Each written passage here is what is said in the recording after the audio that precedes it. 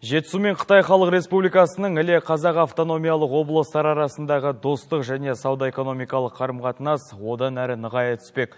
Өңір басшысы Бейбіт Исабаев бастаған делегация Аспанасты еліне жұмыс сапармен барды. Алғаш күнде Қорғас қаласындағы алдыңғы қатарлы кәсіпорындарды аралап, компаниялардың жұмысымен танысты. Әрі инвестициялық мүмкіндіктерін бағамдап, әріптестік байланысы орнату аясында келіссөз жүргізді. Қорғас 5G Қытайдың Шыңжаң Ұйғыр автономиялық аудандағы ең ірі және бірегей интеллектуалды логистикалық порт. Жоба 2021 жылы іске қосылған. Жалпы құйылған инвестиция көлемі 300 миллион юань, яғни 2 миллиард теңге шамасында. Аумағы 50 мың шаршы метрден асатын портта негізінен тауар қоймалары мен дүкендер орналасқан. Қазақстанның Нұржол өткізу бекеті арқылы ауыл шаруашылық тауарлары мен техникаларын және электромобильдерді Азия елдеріне жөнелтуде. Оған қоса жылына 100 мың тоннаға дейін ет өнімдерін импорттайды.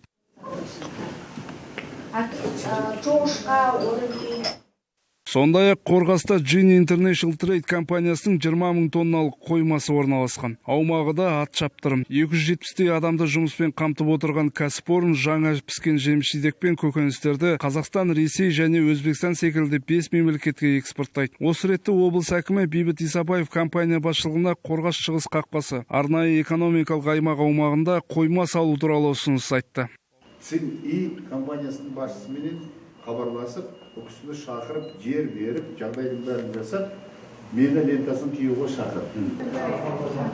Өз кезегінде компания басшысы Ю Чэнчжун ұсынысты қуана қабыл алатын және қойма салуға ниетті екенін жеткізді.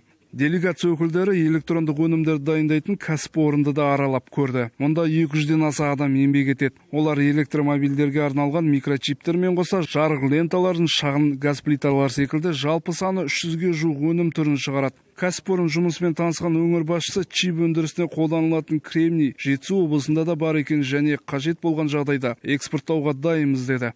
Біздің мекеме қазіргі таңда заманауи технологиямен жасалатын құрылғыларды өндірумен айналысады. Электроникалық бөлшектерден басқа көшенің жарық шамдарын да өндіреміз. LED ленталар және микросхемалар мен чиптерді жасап шығарамыз. Қолданып жатқан технологиямыз әлемдегі үздік технологиялардың бірі. Жалпы Жетісу өңірі секілді іле Қазақ автономиялық облысы да негізінен аграрлық өңір саналады. Заманауи жылыжай кешендер көп. Соның бірі ауыл шаруашылығы ғылымдары және технологиялардың индустриалдық паркінде орналасқан. Онда тамшылатып суару әдісімен тауарлы қызанақтың түр-түрі өсіріледі. 7 гектар алқаптан 9 ай бойы тоқтаусыз 3200 тоннаға дейін өнім алуда. Біздің мекеме жылыжай құрылысы мен көкөніс өсірумен айналысады. Қазіргі таңда қызанақ, қияр және бұрыш. Жалпы аумағы 7 гектарды құрап тұр.